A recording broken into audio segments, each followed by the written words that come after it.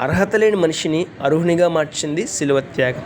గమనించాలి, ఆజ్ఞ అతిక్రమం చేత శ్రేష్టమైన పరలోక రాజ్యానికి దేవునికి దూరమైపోయిన మానవుణ్ణి మరలా దేవునికి దగ్గర చేయడానికి, కోల్పోయిన ఆ అర్హతను మరలా అందించడానికి ఒక త్యాగం జరిగింది. ఆ త్యాగమే శిలువ త్యాగం. ఆ త్యాగమును చేసింది మన ప్రభువైన యేసుక్రీస్తు వారు. ఆయన దేవుడై ఉండి మానవుడిగా ఈ లోకంలో పుట్టి మానవుడిగా 33 సంవత్సరాలు జన్మించి మానవులందరి కొరకు మానవులందరినీ శ్రేష్టమైన పరలోక రాజ్యానికి అర్హులుగా మార్చడానికి శిలువ త్యాగం చేశారు. ఆ శిలువ త్యాగం ద్వారా మానవుడు దేవునికి దగ్గరయ్యాడు.